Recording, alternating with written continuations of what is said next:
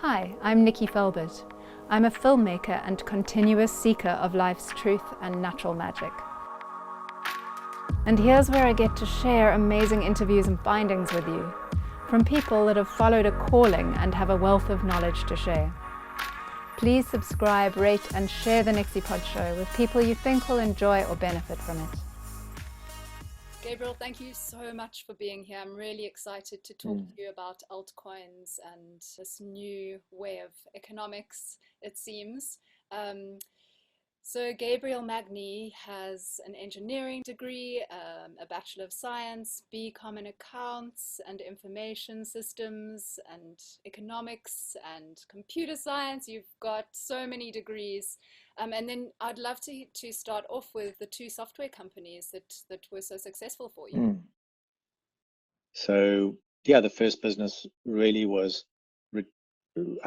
unusually successful because we came with such a different approach. So we decided that retirement seemed like a sensible thing at the age of 36. So we pretty much gave the company to our staff and went off and traveled. And yeah, and more following, I guess, the other side of my life, which is the deeper spiritual side.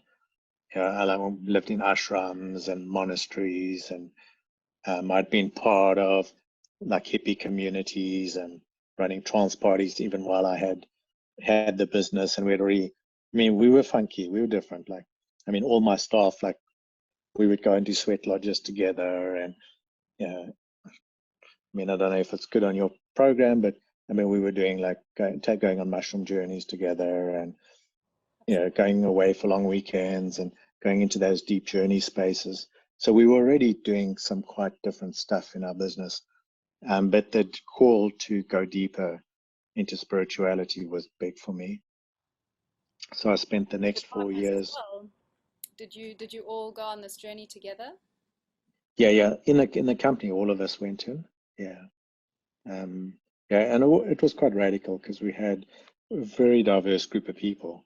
So we'd have people come to the like mushroom journeys who were really very strong Christians, and they wouldn't take any mushrooms, but they would come to the journey and sit and be part of, even though they weren't taking any substances or taking any plant medicine. So it was a little bit of for me, it was beautiful. Yeah. Beautiful. So, And and how did amazing all that of they this were change open to that. Yeah. How did all of this change your views during going deeper into self and working this way with a team of people that you're creating a business with? I mean, that had always been the big interest.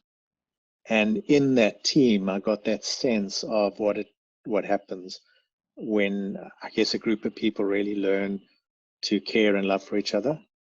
I'm still friends with those guys today. We still remember those times in that funny little caravan on the far end of the plant with our own little coffee machine, and just the rituals that we set up. Somehow, the team that came together could all drop into deep connection, and that's been kind of, after having that experience, I couldn't really easily settle into the way normally it happens in companies, where most people are somewhat disengaged or very disengaged, and kind of the boss is like being an arsehole to get everyone to work. And so that set me on this search for finding new ways to bring people together and new ways for people to create together. What I find interesting as well is when in your travels you stayed in some eco villages and your experiences there, Yeah. where it seems like such a great idea, but it didn't always work out. Can you tell me a bit more Yeah. about that? Our communities are, this endless attraction. I think most of us that are looking for new ways are deeply attracted to communities. I mean, since the 60s, communities have flourished and then disappeared and flourished and disappeared. They're so insanely hard to align the people in them in when there's no direction, there's no leader, there's no authoritarian structures. And then how do you align the people in the community without the authority? And obviously the people you want in the community are the type of people who don't want an authority. So like with all the best intents, they usually fall apart, and it usually lands up being interpersonal political like maneuvering that destroys the community. So yeah, I lived in communities in Brazil and in South Africa as well. I mean, our community kind of got destroyed by a fire, but it had its set of strife in the like that social political realm before that. And I mean, we kind of knew it, and we were looking for how do we solve it, like bartering. We didn't want money, but bartering was difficult, and just nothing. Seed trading, and we're trying all different ways, but nothing really seemed to replace this thing called money, that the fiat money system. And that fiat money system just was always a strain, because I mean, I was lucky that by that time I didn't need to earn money, because I was living off of the rental from our properties. But for other people in the community, it's a survival issue. Yeah. Like they need to get enough resources to live. And yeah, I think it's exceptionally hard for a Westerner to go back and live the way a pygmy lives. I mean, we can do it for some months, but to live at that very basic level where you have like maybe two pieces of clothing, two different, items of clothing, and you eat more or less the same food every day. And and if there's no food today, you eat the bare minimum that there is, and tomorrow is another day and there'll be food. And Wow. it's a very different life. Look, I've lived with the pygmies. It's an incredibly beautiful life, but it's hard to change from a Western perspective to that. It's like we try every time I was in a community that tried that, we would try for some period of time, and at some point you like need to educate your children, and you decide that they should go to school, or you need to buy an education system, or you just want to buy an education system that you can homeschool them with, but that all costs money, or they need clothes, or they get sick, and you go, shit, okay, I'm not actually that good with my child just dying because I can't afford the medicines, Yeah. So it's hard to go back to where the pygmies would do what they can, and if the child dies, the child dies. Yeah. It's the way life is. I don't think we can really do it. So those stresses eventually hit the systems, and then people start to pull out, or they start to try work out how to get money, and then you land up back in the same extractive systems that we were all trying to avoid. And so do you think that cryptocurrencies could be an actual solution to changing the way we live now, and kind of getting closer to the pygmy way, somewhere in between? Yeah.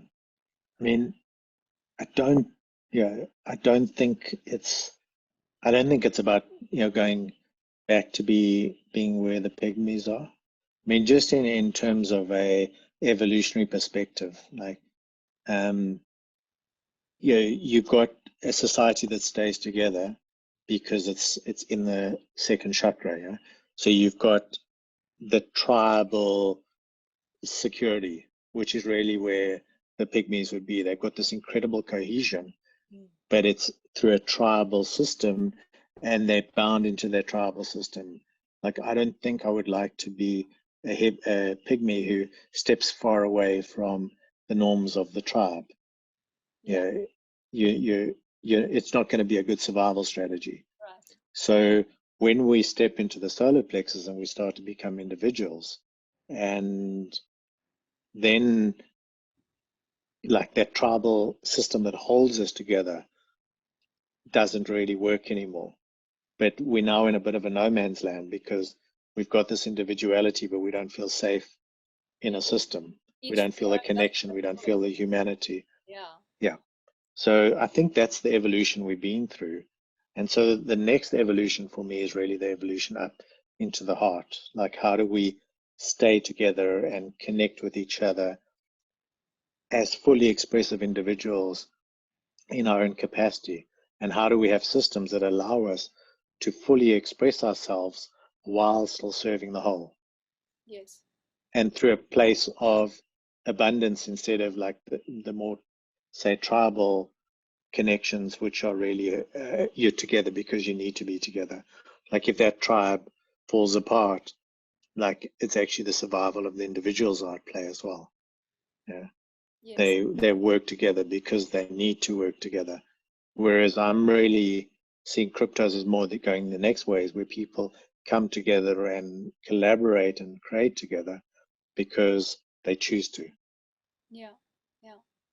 So, I mean, there's a lot of information in hanging out with all of these tribes and like, yeah, being in a barter economy, living in the Amazon for 6 months where there was no money, but they weren't hunter-gatherers. They were agricultural economy. And and so you had some hunters, but most people grew things, but you still had to exchange the goods and keep track. And people were making ayahuasca, and then they would get food in exchange for ayahuasca. So you had a more barter economy going on than the pygmies, which was more like survival pre-barter, I would say. Right. But yeah, also the barter economy is also quite a codependent economy. Yes. So I'm really seeing it as this movement from codependency to independence, which we've explored wildly for the last few thousand years. Yeah. Yeah. And we've seen the negative consequences as well as the positives.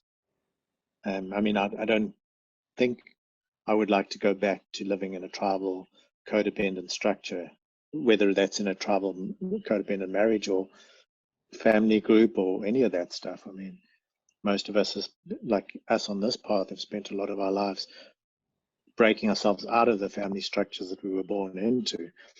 So I don't want to go back in. But then there's a hollow, and that's more what I'm seeing, this capacity to relate and create together Right. from a place that feels good and nourishes my creativity instead of a needy codependent place. Right. So So I call nourishing, that interdependence. yes, nourishing the self that nourishes the whole as well. Yeah, Yeah. yeah, yeah, yeah. I think David Data was the first person I ever came across who called that the interdependence. Yeah, Yeah. And how does cryptocurrency come into that for you? yeah. And is it something that just anyone can get into? Because you have a coding, very scientific background. Um, I am definitely not in that web space. Mm. I'm more artistic. Um, does it mean that you are playing this game with coders and it excludes everyone else, or how does it work? Yeah. Okay. So two good questions. Every major change in the way organizations work in the last 30 years has come out of the technological space. Yeah. And I mean, it's hard for us to imagine, the way Microsoft says today, but they were radical, in their day, like Bill Gates arriving in chinos and sneakers to board meetings, freaked the shit out of people. Now today in work, that's like nobody thinks of that as radical. They were the first guys to have like cafeterias on the campus, so that they had campuses and gardens and trees. And I mean, if you've ever been to the Microsoft campus, it's actually quite beautiful. So in 5 years, that whole culture changed because of Microsoft. I mean, Microsoft proved that it's not necessary. Yeah, and then obviously, I mean, we know Google and how much impact Google and their 20% time and their wild workplaces, that impact of that had on the bigger culture of people realizing you didn't have to control people as deeply as you did. The Exactly. culture of what's possible is really usually defined at the leading edge of software development technology. So you're comparing the cryptocurrencies to the computer culture. In the beginning, it's a few people that are growing it, And then as more people start to understand it, more people can start using this thing that can help the individual and the collective at the same time. Yeah, yeah, yeah, yeah. I mean, and it's genius in that it's sucking large numbers of people in to learn it. Yeah, whereas the computer tech, we were being sucked in just because of excitement. Yeah. Here, you're sucking large numbers of people in who are putting a lot of energy into A, trying to learn it, but also B, how to make it more understandable, because the gains that are being made are just abnormal. You know, like, I mean, really, like, you can't make the type of money in the stock market or anything else at the moment that you can make in crypto. So, Where do we start? we're, well, I mean, so maybe we answer the first part of your question first, and before we go into where we start. So why I think what's going on is really, really important. So just, yeah, we've gone through the background that I think technology always leads the next innovation in society. We've seen it again and again and again.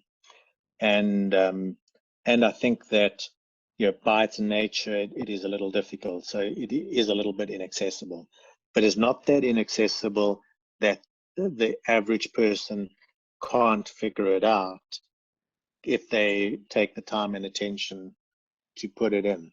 I mean, you don't have to be a rocket scientist. We've got on our Telegram group, we've got a lot of people entering, and part of what I do is help them enter the space in a way that is as easy as possible.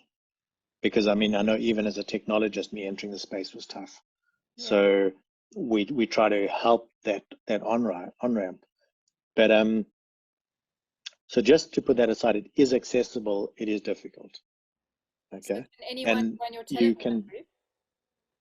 yeah, yeah, yeah. That'd be It's cool. it's a public Telegram group. Yeah, Great. Then we'll put the yeah. link at We the we can post. pop a link in. Yeah, Great. yeah. But then yeah, there's layers. Like, yeah, maybe you just get involved in Bitcoin. I mean, that's, yeah, maybe you just buy Bitcoin. Like, yeah, Bitcoin's still gonna do a 5x. Will most likely be doing a 5x this year. I mean, that is still unreasonable gains for most people. 5 times, yeah. Gaining I 5. mean, yeah, the highest probability. I mean, we can't know everything, and black swan events can happen, but the modeling of stock to flow and all the logistics and the fundamentals of Bitcoin really point to, you know, at sort of $200,000 Bitcoin by the end of this year, early next year. I mean, we don't know how long the bull run's going to run, and we don't know. Yeah, those are unpredictables. Yeah. But the models are fairly reliable and have been fairly reliable for the last 3 bull runs. So we have a ballpark figure that, you know, you're going to be 150K, 400K, somewhere in that ballpark Bitcoin by the end of the year, Yes. early next year. So there's still unreasonable gains to be made just by registering on an exchange and buying some Bitcoin. Right. And so But if you really, just yeah, to interrupt, by bull runs, you mean when it goes up exponentially? yeah. The bull is the bear Is the drop? attacks this way, pulls Yes. things down, and the bull attacks this way with the horns going up. Yeah, so that's where bull run and bear market come from. So yeah, basically it's when it goes like that. And yeah, Bitcoin has this reliable. That's where, yeah, anybody can get educated on this stuff. Like, this is anyone with an interest. But yeah, you have this halving event, which every 4 years the supply of Bitcoin halves, and that creates a supply squeeze. The value of a store of value is based on its scarcity. So when you halve the supply, the scarcity increases. You know, so a valuable item that is scarce, like a piece of land next to the sea, if it's the only piece of land next to the sea like that, it's much more valuable than if there's thousands, yeah, Right. of pieces of land to choose from. And with So that's what basically happens. yeah, and so with Yeah. Bitcoin, when the amount of Bitcoin runs out that people can actually buy, there's still a lot of Bitcoin in the pool for people to work with. So every 4 years, Bitcoin halves the flow, the new Bitcoin, and then Bitcoin suddenly becomes a lot more valuable as a thing to store money in. As a commodity. Okay. And so you don't As a commodity, yeah. You don't have to mine Bitcoin to buy it. You can just buy it. So you just buy it. Exchange. Yeah. Yeah. So that's also, so the easy entry is somebody just starts off buying Bitcoin, but I would never say just buy it without knowing. Like you really want to go down the rabbit hole of understanding what this thing is, because we have the saying that the weak hands get flushed. Right. Yeah, which basically means the people who have bought Bitcoin just because they think it's a clever thing to do, but they haven't really understood what they're doing. Like they've just bought it because their friend told them to buy it. Yeah, the price goes up, they think they're geniuses, and then the price does a 30-40% dump, and they panic and they sell. Yeah. And the people who don't do that make the money, and the people who do that lose money. Yeah. So anybody who has bought and held Bitcoin has never lost money. Yeah. Because the price is higher than it's ever been. Yeah. But the people who buy and then sell can lose huge amounts of money. And I mean, the number of people I speak to who bought at some sort of a peak because everyone told them how much money they'd make, and then they sold at the bottom of 2018 and they lost like 70% of their money is legend. Yeah. Mm-hmm. But if you bought there and you knew and you understood what you were doing and you held, then today you're smiling. Yeah. You bought incredibly cheap Bitcoin. Yeah. Yeah. 4 years ago, you're like, wow, I got it so cheap. And if you bought it 8 years ago, even cheaper. Yeah. Yeah. So that's for me. But yeah, if you're prepared to educate yourself, then Bitcoin's an easy place to start, and you're going to get really good gains. And is there anyone that you would suggest for people to follow or listen to, apart from yourself, about Raul Powell from Real Vision, Pomp from Pop Podcasts.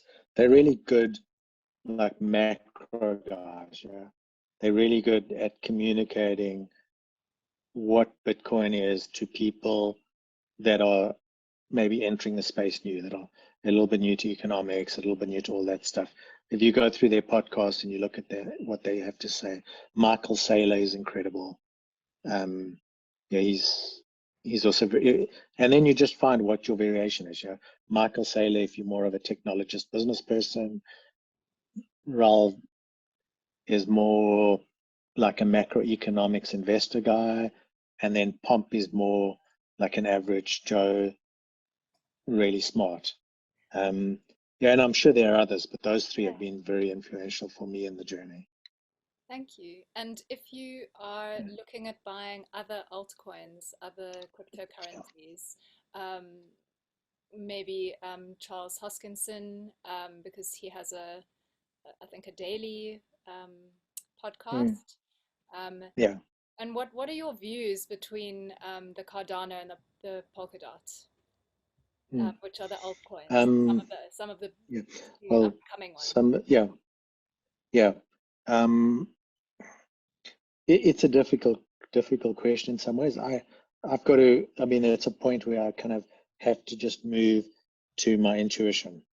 Yeah, like on a technical perspective, hard to really evaluate Cardano, because there's not enough there for me to play with yet. So I've gone deep down that rabbit hole.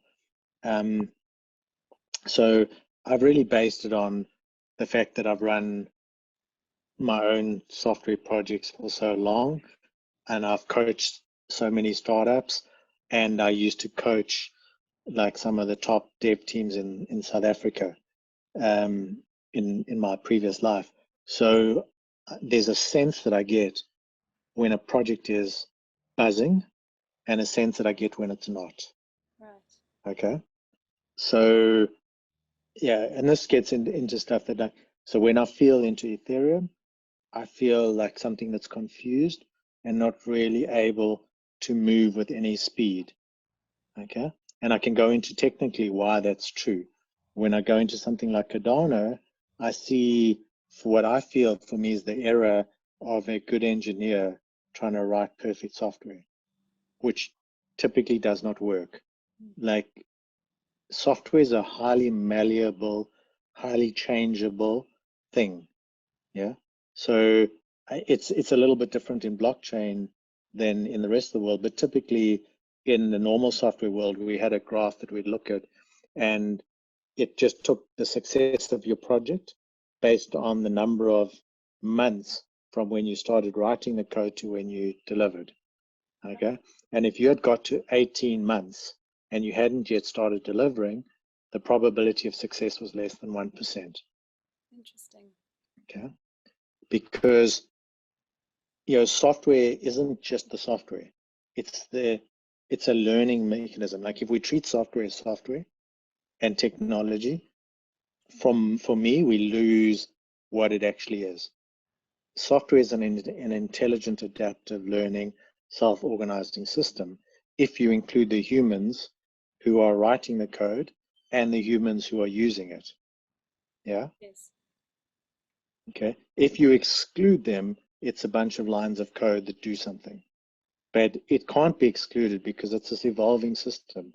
The people writing the code are learning all the time. They're learning what this thing actually does. And the people using it are learning all the time. And those learnings that are happening between those two groups of people are being embedded in the code. Right. Okay. Yeah. And so if you design it from a puristic perspective up front, what you've done is you've designed it from your own perspective without the learning and the feedback. So when I take Cardano, Ethereum has gone the one way, which is throw a lot of code out fast and fail fast, which is an approach I much prefer. Right. Yeah. Fail And on the code, you mean? Because that's obviously doing quite well right now. yeah. But yeah, I mean, it's, on one sense it's doing well, on the other sense it's failing badly. Yeah. But yeah, it's like make mistakes and trust in your capacity to fix the mistakes. Cardano has gone the other way, which is like engineer everything to be this perfectly engineered system and don't go live until it's this beautiful, perfect, pristine thing. My experience in software says that does not work. In blockchain, it might work. Like, who knows? It's a new world. Right. But for my taste, I have no attraction to that. Yeah. Polkadot for me has this balance between the two. Yeah, they've got a huge community of people, very open, very easy to get into. They got like more than 300 projects already building on Polkadot. So very accessible, lots of life going on. Most of the really big coin issuances this year that have done amazingly well have been on the Polkadot ecosystem, even though it's not live yet. So yeah, like Bridge Mutual doing like a 40 times from launch to where it is today. Like these they're all Polkadot projects. So there's an energy in Polkadot where a lot of projects are coming there. A lot of Ethereum projects are porting to Polkadot. So they're not that they're leaving Ethereum, they're just porting so that they have a foot in both on both sides. Yeah. So when I feel the energy in Polkadot, it attracts me, like for my frequency, my love, my resonance. I love it. And then when I look at the architecture and the design and that, I love that. But mostly what I love is when Gavin Wood speaks about it and the team speaks about it, in that they're starting off going, this is not a technology. What we're really developing here is an entirely new way, possibility for organizing humans. And I had come to that realization with Ethereum, even though I was being highly frustrated by many of the shortfalls that are in Ethereum today. I was realizing that what we were in is this incredible capacity to actually reinvent the way that people come together and coordinate their economic activity, and not just in small groups, but across the entire ecosystem. So obviously, when I find a project where that is the stated purpose of the project, and then everything in the project is designed to do that, Yeah. not solve technical problems, but solve the human problems of how do people create this new way of organizing humanity. For me, that's like, it's a full yes. Yeah. And not just a new So way, but a sustainable way. it's a radically new, sustainable way. Yeah. And And to what be fair, is sustainable, if you can give this us started in Ethereum. Okay. So sorry.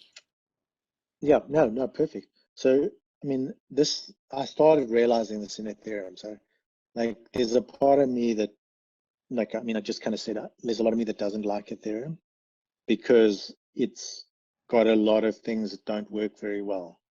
But Ethereum created the possibility of us thinking about a whole new way of doing it. And without Ethereum, I don't think either Cardano or DOT would be in existence today, because both their founders were part of Ethereum anyway. So Yeah.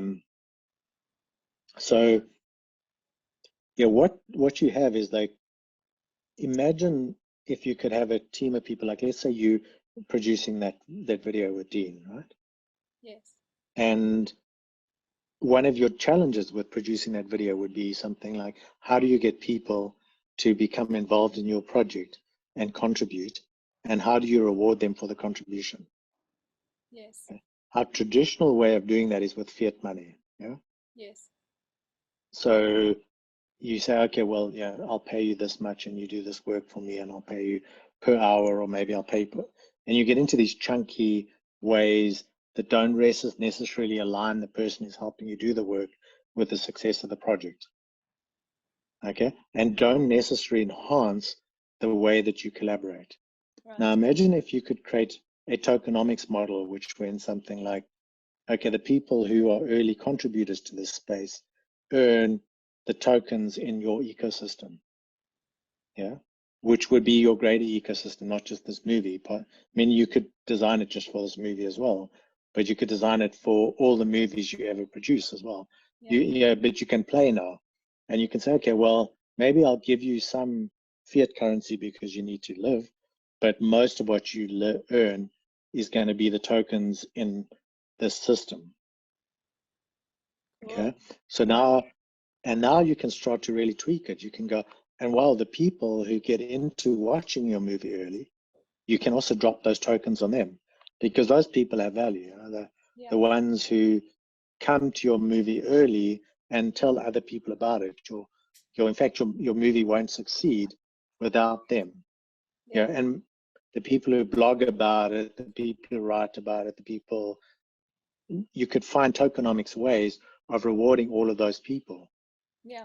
And Dean for his stuff, and you could even say, some of it goes back to the tribal people where the knowledge comes from.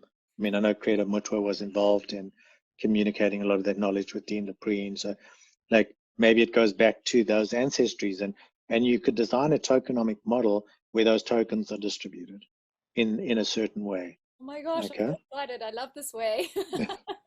Yeah. And then your project succeeds and you start to, maybe people have to watch your movie. I mean, if you were fully into a crypto ecosystem, you would say, okay, to watch my movie, you have to buy these tokens. Yeah. Okay. So you have to buy the tokens, you have to pay these tokens to watch the movie.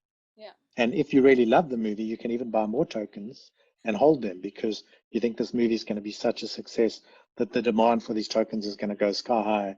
And I love the movie so much that holding these tokens is going to bring economic value to me in the future. Right. Okay. Which is really like, you're kind of mixing a bit of multi-level marketing almost into it, because now I hold the tokens in your movie. I'm incentivized indirectly to market your movie. Yeah. Yeah. So that's how that would work. And you could have internally any structure you wanted. Yeah. You could have a totally hierarchical structure where you're the boss and everybody listens to you and you direct it, no problem.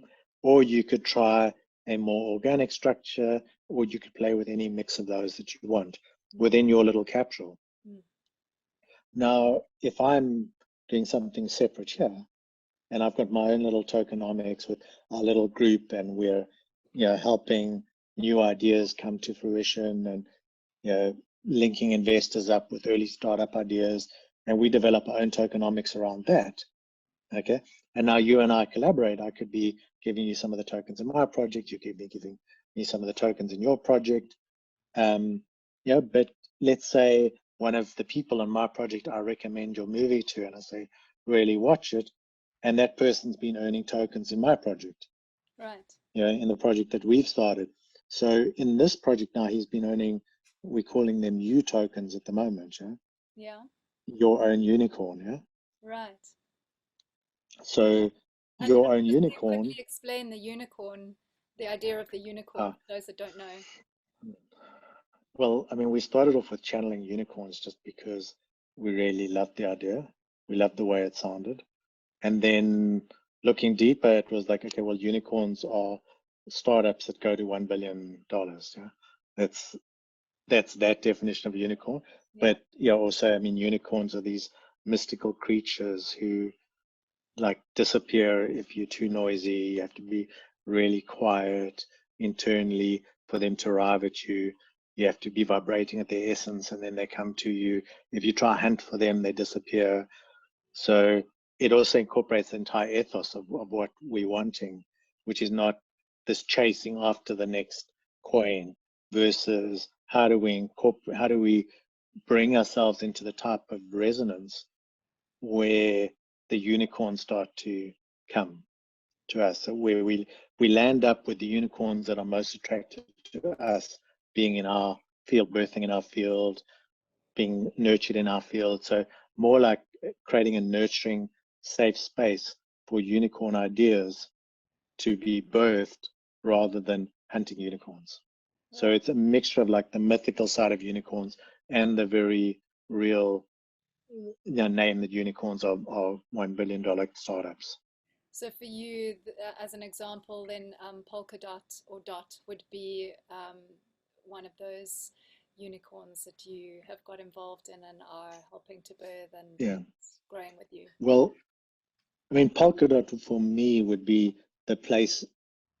Polkadot for me would be the bigger birthing place where we would be birthing ourselves into. Yeah. So Polkadot for me is the big ecosystem. So if you take now, look, so you've got your little project, you have my little project. Yes. And mostly the people earning, say, in this little project here in channeling unicorns are earning U's, right? And they want to now watch your movie. They have to exchange the U's for whatever your Origins. Ancient site coin, Origins, Of consciousness. For Origins consciousness coin. Yeah. So they exchange, then they buy the Origins consciousness coin, and now they can watch your movie. So in some ways, you've developed a bartering system, yeah? Yeah.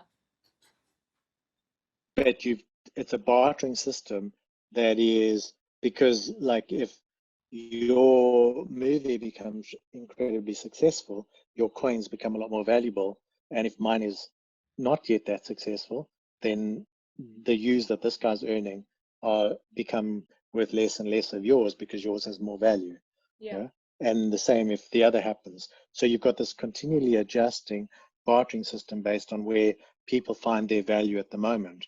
So you start to get a bigger ecosystem where these things interact that allows this continual balancing like we see in nature, like some seasons these flowers bloom, and they later in the season those flowers bloom, later in the season those flowers. Some seasons that are exceptionally rainy, these bloom. Another season where it's drier, those bloom. So you've got this system that is continually adapting to the environment and to what is wanted, and it's been adapted through each system having its own tokenomics. Right. Yeah. Wow. Now, sounds a lot like our two systems, it's exactly like nature. I mean, that's why when I got into it, I was being blown away at saying, spending this time really studying regenerative agriculture and how to regenerate soil and how to create healthy soil. And, I mean, this stuff probably better than I do, but you're getting the bacteria and the fungi and getting the soil healthy so that the plants just grow. It's not like you don't force the plant to try grow. You don't add the fertilizer to make the plant grow as quickly as possible. You just keep making the soil really healthy and the right plants grow at the right time. And then understanding how these plants work together to create a really healthy ecosystem so that all of them flourish. Okay. Yes. And then when I go into this world, and they all do, Yeah. And this exactly the same. Yeah, but this plant has its own economic structure, if you want to call it that. The own way that all the cells within it exchange value or exchange nutrients with each other. And this one has another way of how it works and exchanges nutrients. And those two are totally separate and individual and optimized for that particular plant. This one like really goes in and it like works in high nitrogen soil and has worked out how to do this. And this one like really doesn't do well in nitrogen soil. It much prefers a different soil. So you land up with each plant optimizing how its internal mechanisms work to adapt to its external environment. Yeah, which is the same as the two different projects we're talking about. Yeah, exactly the same as two different projects. Because you could take another group of people and they could create exactly what our little group's creating. They could take all the code that we develop, everything that we do, and they could exactly duplicate it, and they could change the tokenomics to be adapted to a slightly different environment. Right. Okay. So we don't have that same thing in the old world where it's all patented and it's mostly open source. Most of these projects are open source. So anybody can look at the code, anyone can copy the code, anyone can take the code, all part any of it, and use it in their own projects. So not only are you adaptive within our two, but you're adaptive within other plants that are very similar to the one that I'm involved in, but are doing something slightly different. And if that model of the way they feed economics around is more suited, they will win, right? So if, let's say, we create this little project and I try to extract most of the wealth from it, yeah, which is the way the traditional systems like Facebook, Google work. You've got a few people that extract all the wealth. Right. At the expense of all the users, all the projects, all the investors, I was taking more wealth out of it than my contribution. Right. Somebody could take everything that I've done, create a competitor, and reduce the amount that they extract. And then the investors and the projects would go to them. Yeah. Because they would get more, a bigger fair share. And I would either then, the project I'm involved in would either lose its value and I would lose my wealth, extraction capability, or I would have to adopt and adapt my tokenomics so that I didn't extract more wealth than what I was contributing. Right. Because if I'm extracting only what I contribute and I have a huge contribution, and somebody copies what I've done and they try to do this, they will lose if I'm extracting slightly less value than what I contribute, right? Right. But Because why don't you extract less value than what you're contributing? you always want to have a little bit more. You always want to have a little bit excess on the contribution side than the value extraction side, because that's like if you try and make them equal, it's like as you earn money, you spend it. You always want just a little bit of like buffer. Make sure that you earn money, you save a little bit, and you spend the rest. Because that gives you buffer against hardship. It gives you buffer against, hey, what if I have 3 months where I don't really contribute much? So they rather build a little bit of buffer in the contribution now, so that we can go through a few months where I get distracted or I get ill or whatever happens, and the ecosystem is still healthy. Yeah. But if you're extracting less from the than what you are contributing, then it's the opposite of that. Then you are contributing, and you're contributing more, and you're not. So the rest, the amount that you're contributing, some of the gain of that is going to others. To the other people in the ecosystem, yeah. Right. And Which by doing that, it allows the whole to hold everything up. yeah, it's like that, the mother plant, yeah. Yes. Yeah, the mother plant that feeds off. I mean, they're showing now with trees that, like, a tree will preferentially send nutrients out to its young, yeah. Other than it'll also send to all the other plants around it, but it actually somehow can identify the saplings that come from it, and it can send nutrients to them. Yes. Yeah. So it's in a way extracting less value than what it's contributing back, because the healthy ecosystem allows it eventually to survive better if the ecosystem is healthy. If you extract more than what you contribute, the ecosystem becomes unhealthy. Yeah. I mean, I would argue that that's happening in Facebook today, but it's just that's for me anyway. Like, it feels like Facebook and the advertisers are extracting more value than the users. And like that. so I'm kind of out of Facebook because I don't like feeling like my value is being extracted excessively. Yeah. Yeah, and I know there are millions and millions of people that are still on Facebook, and great. But for me, it just got to the point where no longer wanted to be with it. So I just stepped out. Yeah, and more people are But feeling like that and talking about I suspect so. Yeah. Yeah.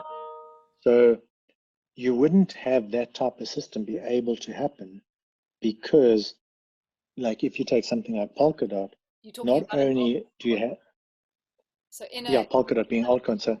yeah. So Polkadot would be like the entire ecosystem. Yeah, Yes. it would be the field within which we exist. We're individual plants. It's the field within which we exist. Right. It's the thing that gives us. I mean, it's so crazy that the thing that Polkadot's built on is called substrate. Yeah. Beautiful. It's the thing in which we grow. Yeah. Yeah. So basically, we would be building our individual projects within the Polkadot ecosystem. And the Polkadot ecosystem is really there to give us a lot of the structures that allow your coins to be exchangeable with my coins. Right. Okay. And even that my developers could take our coins and that they earn, and they could deposit them in some place and earn interest on it of some sort. Yeah. So like replacing the banking systems, the exchanges, the insurance systems, you could even take out insurance. Those would be other projects in the Polkadot ecosystem. And at the moment, those projects that I'm talking about, those are the ones that are getting all the attention. The things where you exchange value, and the things where you can take the value that you've acquired, put it somewhere and earn interest on it, or take the things you have and borrow money against. Yes. All the things that we expect in a banking system are all being built out. That I can get insurance, so I can go, I put a lot of money into that contract, and I'd like insurance in case that contract goes bad, or the project goes bad. So all of those things are being built. That's what's happening now. So the project, like your project, probably wouldn't be successful right now. I mean, it could be. I would still do a token issue for it, but it wouldn't be in the center of what's happening now, because the things that allow us to live in it are being built out at the moment. That's the exciting projects. Yeah. Now, I mean, this loops us back to your first question, which is, how accessible is this to ordinary people? Yeah. I mean, if you're not prepared to start to learn about exchanges and economic systems and tokenomics and gamification,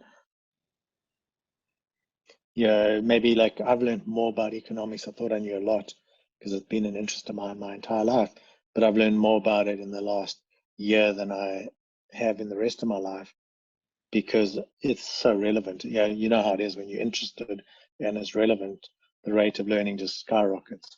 But if you're not interested in disrupting the current financial systems, replacing the legacy financial systems, creating a new system that creates a capacity to be fair, because that unfairness in our, we talked about the extractive capability of Facebook or Google or central governments or banks, or all of them are based on a legacy economic system. Yeah, like there's a way in which we built an economic system that makes it almost impossible to create collaborative communities, like I was describing before. And they're always the easiest way to build anything in the legacy economic system is through hierarchical systems. Yeah, which and hasn't worked. I mean, and it makes sense. Yeah, it hasn't worked, and yeah, it makes sense. Like if you think what we were is we lived in a big ecosystem, and we were these tiny little tribes, and a hierarchical system within a tiny little tribe within a big ecosystem worked perfectly well, because you had this hierarchical tribe and that hierarchical tribe and that hierarchical tribe, and they all interacted in some way, sometimes peaceful, sometimes more violent. Mostly, actually, we think of it as violence, but mostly those tribes traded with each other and exchanged value and wives and, you know, etc., because they needed to keep themselves genetically healthy. They needed to be exchanging genes with each other. genes and food and whatever. So as a tribe, it was mostly, yeah, food, pottery. I mean, whatever they were creating as separate tribes, they were exchanging with each other all the time. But internally, they were usually hierarchical. So when we became bigger and became agricultural, we took how we knew how to organize people, which is hierarchical, and we made it bigger. Yeah. And then when we became global, we took our hierarchical stuff and we just made it bigger. And I believe we've reached the edge of what is possible in hierarchical systems, because hierarchical systems always have the person or people at the top who get most of the value flow. And once they're in that position, they don't want to lose it. I mean, that's human nature. And because now they don't want to lose it, and they have this unusual power, they can start to make laws and rules and regulations that make sure that they never lose their power at the top. And then the gap just keeps getting bigger and bigger and bigger. And that's what we're seeing in these massive global hierarchical systems at the moment. Whereas what we're talking about here is a system that fundamentally can't get to become one massive global hierarchical system. And part of it is the beauty of the regulators. Because the regulators would love to take this stuff down. But if there's no central authority, the regulators don't know how to deal with you. Like, how does a regulator go, if you have a company in a hierarchical system, the regulators who live in a hierarchical system can use their rules to stop you from doing what you're doing. Absolutely. And that we see that all but the if, time. Yeah, endlessly. I mean, everybody sells out, and then, I mean, Google, with all of their ethos, eventually start sending our data to the American government, because they either lose who they are, like lose their entire business, or they give the data to the American government. And we know, I mean, Snowden stuff is years old now. This is not new. All the top American tech companies give all the data they've got on you to the American government for whatever purposes they want, because they're a hierarchical system, and therefore they can be controlled by another hierarchical system. But when you're decentralized and there's nobody you can go after, like, who do you go for? You can't. There's two pods of things happening, so it is completely decentralized. All these pods of people, it's totally decentralized. And so that's quite interesting, because there are some centralized and some decentralized cryptocurrencies or altcoins. So Bitcoin is the first and decentralized, but we think of Ethereum as being more centralized. Ethereum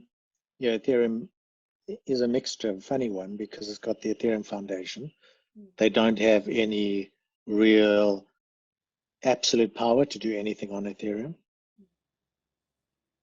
Yeah, but they can take Ethereum and they can create a new version, and most of the people will follow them. But if people don't want to follow them, the people who don't want to follow just take Ethereum and they go in the direction they want to. Right. So they basically fork Ethereum, and that's why you get Ethereum Classic, which was people didn't agree with the decision that the Ethereum Foundation made, and so they took the code and went in their own direction. Right. So it's kind of this war of the commons type stuff that goes on in Ethereum. Like people fight over their viewpoints in this like common ground, and eventually the foundation make a decision, and the people who agree go with them, and the other people can fork and go somewhere else, or they just get pissed off and go with them anyway. Right. But that kind of bizarre in Ethereum, I believe, is one of the major problems with Ethereum, is that it's very hard for them to shift. I think probably what I feel in their project is not so much technical. It's more like that they don't, like their governance structures are so poor that and to be fair, they were doing this way beyond, like, I mean, they were innovating at a stage where like we didn't know this stuff. Yeah. We had Bitcoin where like that's a total bizarre. Nobody can fucking do anything in Bitcoin because like nobody can ever agree long enough on anything to do anything. So it just it hardly changes. It's been the same for 10 years, which is I love about it, Bitcoin. Like I know it's the same and will always be the same, and my money's safe there, so it's a good place to put money. But if you want to innovate, I would never innovate in Bitcoin because you can't. Right. Like, how do you convince all the players to do anything? So Ethereum tried to do something different, but they've also Yes. not been successful. And what if there was a layer 2 scaling in Bitcoin? Do you think that it would be able to be used as a world currency and do what I don't think, for me, I don't think it's an interesting problem. Like, I don't think that the payment to people is the most interesting problem in the crypto space. Okay. And I think that's why you're seeing very little energy in things like Lightning Network and the scaling solutions in Bitcoin. There's not a mass adoption. Nobody's really interested. Great, it's out there, but nobody's taking it up. It's not that interesting. Right. Like people, 7 years ago when I first got involved in the space, we thought this was the it. You're like, oh shit, we're gonna replace Visa and MasterCard, and we're gonna. But I've spent a lot of time speaking to retailers and trying to convince them to take anything else, and they like that 2% fee is not painful enough for them to move. Right. Yeah. So I don't think that's the interesting problem or the interesting problem trying to be solved. And I think a lot of people that went off trying to solve that problem have resulted in coins that have been unsuccessful. I mean, we see there's a plethora of them that came out, 2 bull runs ago, and even last bull run, some of them. I think the interesting thing is more what Ethereum and Polkadot and Cardano are doing, which is creating new economic systems. So like when we're talking about me exchanging value with you, in that kind of bartering economy that I was talking about, there's no world currency there. Like we earn money in our currency and we pay you in your currency. And the way that we exchange those values needs to be really super cheap and super transparent. At the moment in Ethereum, it's not, but in Polkadot and some of the new solutions, those exchange points are become cheaper and cheaper and cheaper. Okay. So I'm more seeing a situation where I pay you in your coin and you pay for the things that you want by exchanging your coin with the people who have the things that you want. So it's kind of a bartering economy, but with technology backing it, Right. versus what money has always been, which is the centrally controlled one system to run them all, because that was the best technology that we had. Yeah. Yeah, like even like, you know, the US dollar is one reserve currency that every other currency in the world is really backed by the world, by the dollar, because they store dollar as their reserves. That system basically really means we've got one monetary system, which is a US dollar. Right. Which I is don't think that that's at the the moment, solution. Bitcoin is going up. Yeah, That's just now though. yeah, yeah, yeah. But it seems So, like kind of a trend. yeah, yeah. Look, I mean, it's changing at the moment. We're at the end of an 80-year cycle. Yeah, every 80 years we get a financial system change. So right now we're at the end of a sort of 2,600-year cycle, but we're also at the end of a 26,000-year cycle. We're also at the end of an 80-year cycle, and we're also at the end of a 2,000-year cycle. So it's like, you know, if you imagine waves in a piece of string, like, you know, you've got this one big wave of 26,000 years, then you've got, you know, the little waves of 2,000 years in the Hindu Vedic systems, and then you've got, you know, like the Kali Yuga type changes, and then you've got the 400-year waves, and then you've got this little 80-year wave, which is the transgenerational wave, when the youth of today are the fourth turning. They're the generation that throw out the old system and create something new. I mean, so we're in all of these ages all lined up right now. Yeah, we're at the end of a lot of ages, Yeah. short and long ages, Sounds like all at this point, yeah. which is, I mean, that's just amazing. It's like the energy involved in all of that is in a transformation and a change. Yeah. And so you're saying So, it's yeah, like something like Polkadot can be that change where we can all yeah, work out of that system in yeah, where we gain value for ourselves and for the whole. yeah. I mean, the way that it seems to be going for me is that every little organization will be running a tokenomic model into the future. Right. Yeah, yeah. As you know, like part of what I do is coach entrepreneurs, and I mean, you know, entrepreneurs. Some of them are running multi-billion-dollar companies, yeah, with hundreds of employees, so they're not necessarily small. Yeah. But yeah, the fundamental problem that they, I mean, other than I'm mostly working on the internal nervous system stuff, but obviously we always touch into some of the other stuff. And all of them are looking for how do you find ways to, the reward systems that we've tried to use in hierarchical systems mostly fail because they're mostly centrally controlled manipulations, trying to manipulate people into working harder for the same amount of pay. Yeah. And or you'll end up giving them shares, but that's also become shown to be a disaster. So all of these guys are actually very open to tokenomic models. Cool. Okay. That's great. The Yeah. problem is in the legacy world, running a tokenomic model would, like running a business that has real physical assets in a tokenomic model, would put you into, and I've been through this with one of my clients. Like, you know, he's got without, let me just check.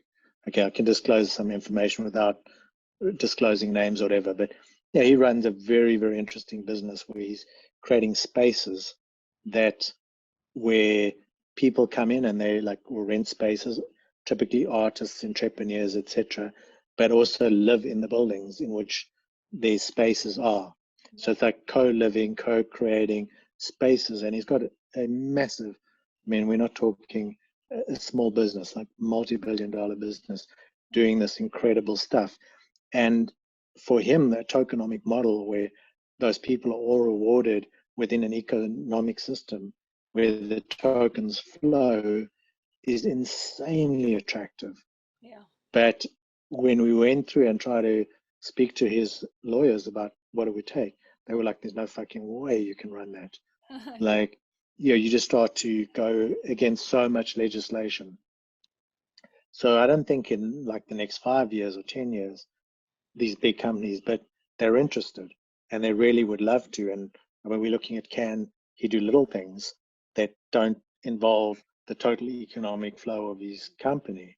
Yeah. that will start to play with the concepts so that as legislation changes, he's ready.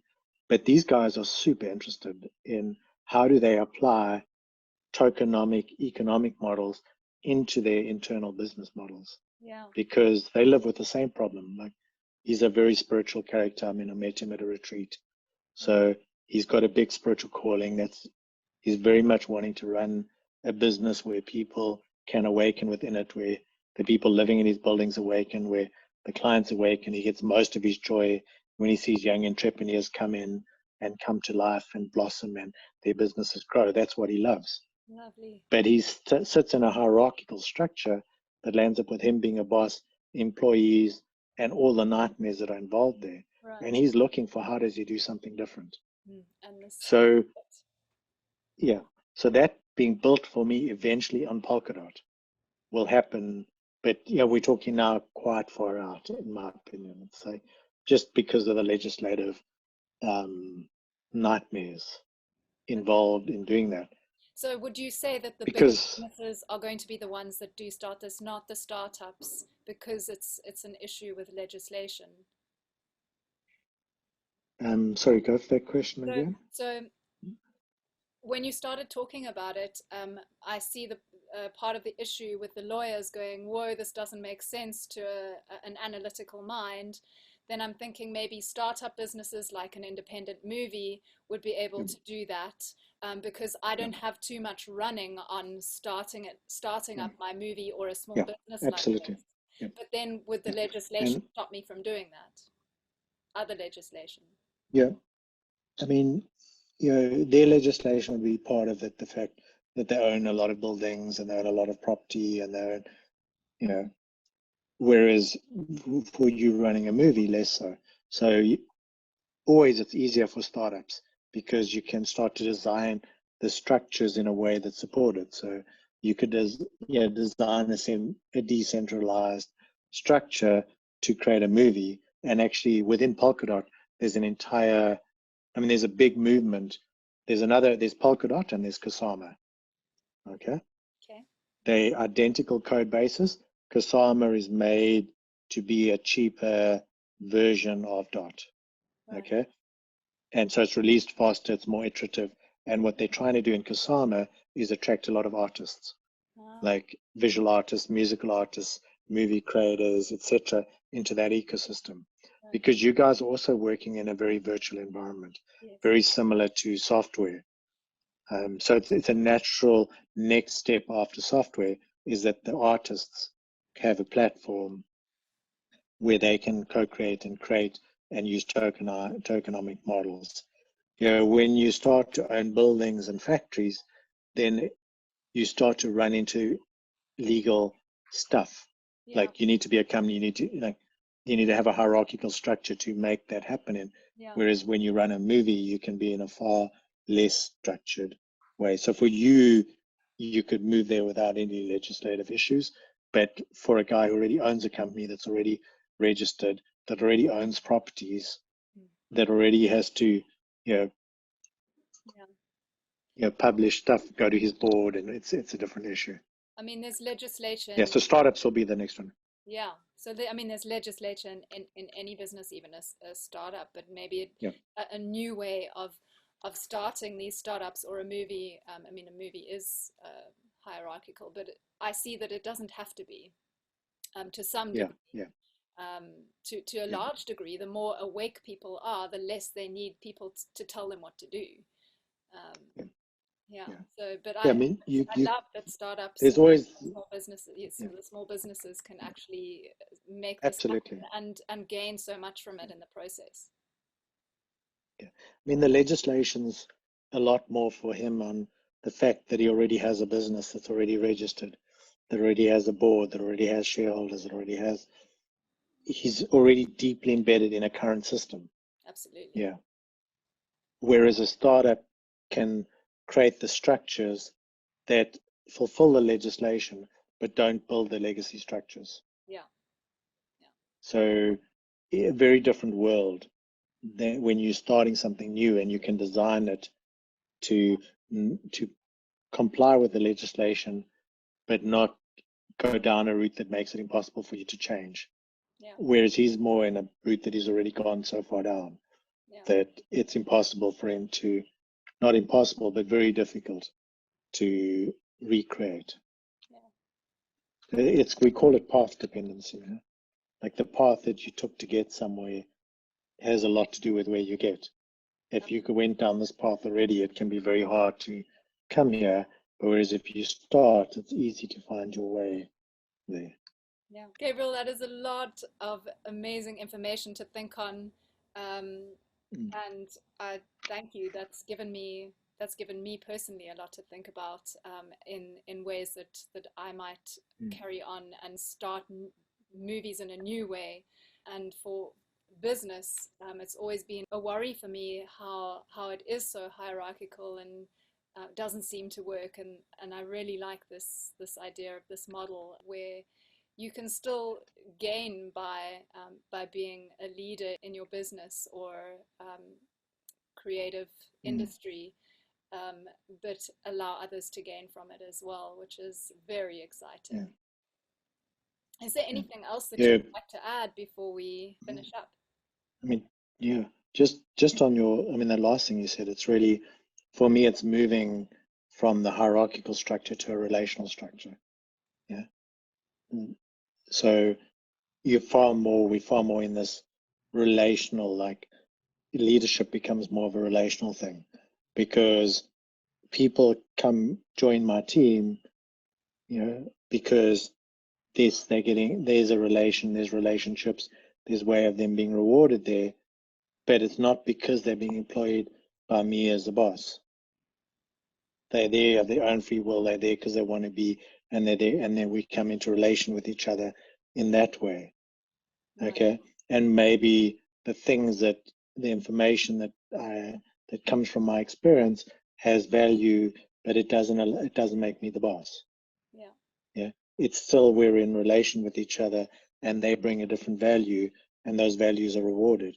And maybe I get a little bit more reward because the historical background brings a bit more value, but this guy could also come in and very soon start to add the type of value that it also extracts a lot of money or gets a lot of reward. So you're really moving from these hierarchical masculine structures into the relational feminine structures.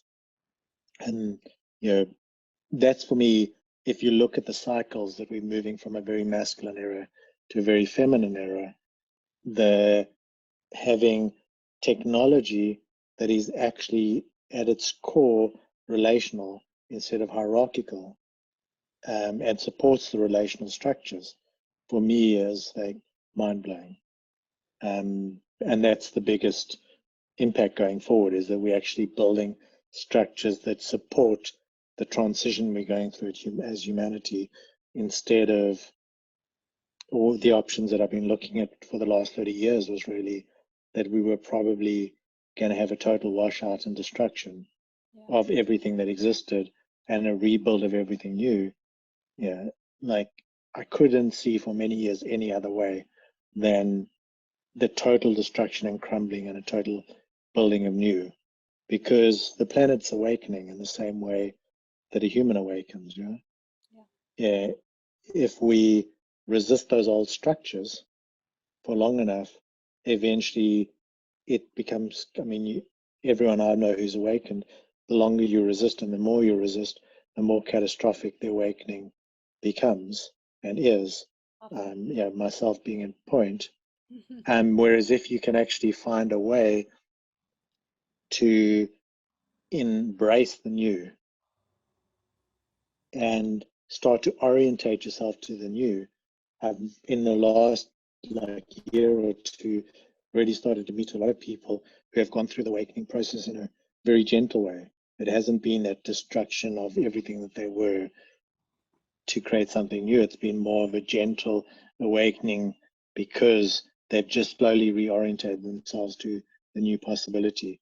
And I really believe that Polkadot, the whole space, but Polkadot for me is the one that has the most potential to do it, is providing that framework or that substrate, the field in which we can transition humanity from this kind of disaster that we're headed for. I mean, Yeah.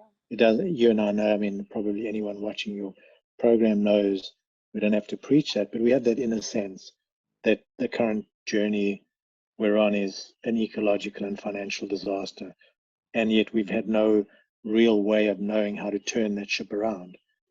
Yeah. Like, we've known we had to. We've been trying to imagine. I mean, I've been living in community. I've done all of that, trying to imagine how this new possibility would be, Yes. and never really being able to imagine it, like truly. Whereas now is the first time in all of that time that I'm able to sense in my being the new possibility and how it's working, and how the money is moving out of the legacy systems into these new systems. I mean, we just saw Tesla put 1.5 billion into Bitcoin. I mean, yeah, he's not the first, but you're seeing how the money is moving out of the legacy economic system into these decentralized systems. And as that money moves, it feeds the new system. It allows us to grow faster. It allows us to grow better, quicker, and it reduces the war between the new and the old. And like, actually, it's a slow movement, which I think is healthy. And we can't move too fast either. You know? Yeah. This new thing is not ready for the entire legacy world to move onto it yet. Right. So we don't want them moving any faster than they are across. Yeah. But it, for me, gives us that gateway where we can build this new economic system that is fundamentally fair, fundamentally relational, and fundamentally friendly. You know, when you're not fighting to extract value, but instead you're getting value from your contribution, and it's fair. Yeah. I can't say for sure it'll happen, but for me, it gets away from that extractive mindset where you're just trying to accumulate as much money as you can because you can sense there's an economic disaster coming and you're trying to protect yourself from it, to you're involved in something that's sustainable and can last for a long time. And it feels different to me, and like being involved in something that I can feel has the capacity to be here in 10 years, 15 years, 20 years, and sustain and grow and mature and also serve everybody. And then I can be involved. I mean, we come from South Africa, so I know what it was like when the apartheid era was coming to the end. I mean, it was probably a little bit before your time, but I was there during that period. You know, and we knew it was going to crash. We knew it wasn't going to last. And everybody just went in. How do you steal as much value out of the old system to keep as your own? And, you know, I mean, we saw the government officials doing it. We saw private individuals doing it. Like, everything possible to extract and hold as much value so that when this thing collapses, you're got it. You're okay. Yeah. But when the system looks sustainable and it looks like it's going to be around for the foreseeable future, that need disappears. Suddenly, I mean, I can only talk my own journey and the few people I've interacted with, but it changed from getting into crypto to make a lot of money so that I could be even more well in this collapse, to more and more and more trying to find out how do I contribute to this as much as I can, because this is so important. So I've noticed in myself a move from get into crypto to make as much money as I can quickly and use all my skills to do that. Yeah, to contribute as much as I can. And actually, yeah, in reality, the more I contribute, the more money I probably will be able to earn. But the internal change to the hope that we can actually come through this as a species, the importance of this for us as a species, you know, the alignment between this and everything I've been into my whole life, you know, is so aligned that I actually just want to contribute as much as I can. And you know, Michael Saylor's been and obviously I get rewarded because I own a lot of DOT. I own even a little bit of Ethereum still. I own a lot of Kusama. So if it is successful, I also get rewarded. But it's also something else. It's like, it's so important for humanity that I want to contribute and I'm going to get rewarded, which is a bonus. Yeah. And I mean, Michael Saylor expresses it so beautifully. He talked about, he started off, he understood Bitcoin. Yes. And his next question was, how do I get as much of this as possible? And then he went through a process of working out how to get as much as possible. Issue debt in his company to buy Bitcoin, issue more shares to buy Bitcoin, buy billions of dollars of Bitcoin, because he also bought it through his company and his personal capacity. And then his next step was, once he had gone through that, is like, how do I contribute to this space and bring what myself and my organization uniquely have to this space, because it's so important. So it seems a natural evolution of like, how do I make as much money as I can? Shit, this thing's crazy. How do I get as much of it as I can? Yeah. Oh, wow. This thing could actually, it was when he called Bitcoin hope. He said, Bitcoin is hope. When he reached that point, that transition happened in him where it was like, wow, how do I contribute as much as I can? Yeah. And that, for me, when I see person after person go through that transformation, and then I'm filled with even more hope that this really is something that, as we understand it, it changes our internal chemistry and our internal orientation in the world to be more contributors and less extractors. Yeah. Thank you so much. That is such a beautiful message to end off with. Thank you so much, Gabriel. Thank you. Wow. Yeah. Beautiful chatting to you again. I hope you enjoyed the NixyPod podcast. Please do subscribe.